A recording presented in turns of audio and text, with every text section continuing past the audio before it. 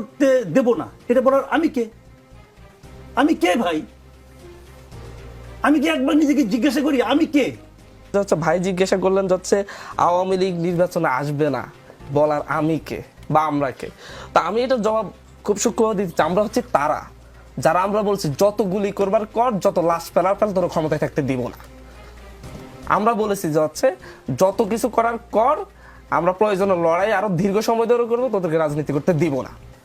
কারণ হচ্ছে তারা রাজনীতি করেনি, হত্যাযজ্ঞ করেছে। সুতরাং আমাদের এই অধিকারটা আছে, আমরা অবশ্যই বলবো, আজকে বলতেছি, কালকে বলতেছি, পরশু দিনে বলবো, মৃত্যুর আগ পর্যন্ত বলবো, বাংলাদেশে আওয়ামী লীগ যেই লেভেলের হত্যাযজ্ঞ এবং হচ্ছে বাংলাদেশে যেই পরিমাণ নৃশংসতা আওয়ামী লীগ চালিয়েছে, তাদেরকে আমরা রাজনীতি করতে দিব না।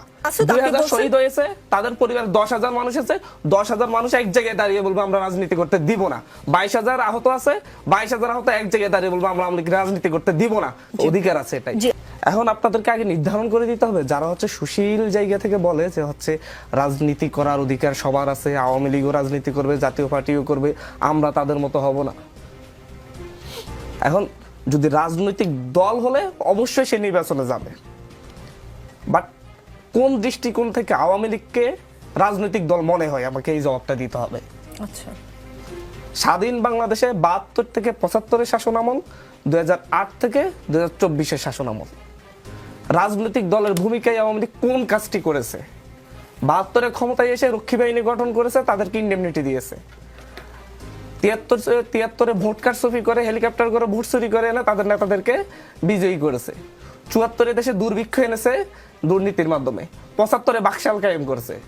2008-এ এসে 9-এর প্রথম মানে হচ্ছে ক্ষমতা গ্রহণের 3 মাসের মাথায় এই দেশের মানে হচ্ছে সামরিক বাহিনীর কোমর ভেঙে দেওয়ার জন্য ভারতের ইশারায় এই দেশের সামরিক বাহিনীর ঊর্ধ্বতন কর্মকর্তাদেরকে হত্যা করেছে। বাংলাদেশের রাজনৈতিক নেতৃবৃন্দকে বিভিন্ন মিথ্যা মামলায় হত্যা করেছে। 2012 সালে এসে আমার মনে আছে হচ্ছে একজন রাজনৈতিক নেতার মৃত্যুদণ্ডাদেশ প্রত্যাহারের জন্য মিছিলে 2 দিনে 237 জনকে গুলি করে হত্যা করেছে।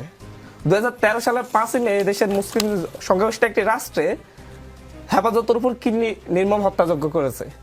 2014 সালে এসে 153টা আসন বিনা ভোটে নিজেরা সরকার গঠন করে ফেলেছে। মানে ইশারা আসতে আসতে 2018 সালে রাতে ভোট করেছে। এর মধ্যে তো গুম খুন আছে, ইলিয়াস আলী থেকে শুরু করে পর্যন্ত গুম করেছে না হলো 2-3 হাজার।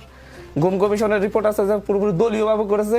এমনকি 24-এর গণ অভ্যুত্থানের আগ মুহূর্তে 2 তারিখে তারা বসে মানে হচ্ছে ছাত্রদের উপর জিরো টলারেন্স এবং গণহত্যার জন্য যেই অনুমোদনটা দেওয়া হয়েছে 14 দলের বৈঠক থেকে দেওয়া হয়েছে, দলীয় সিদ্ধান্ত হয়েছে।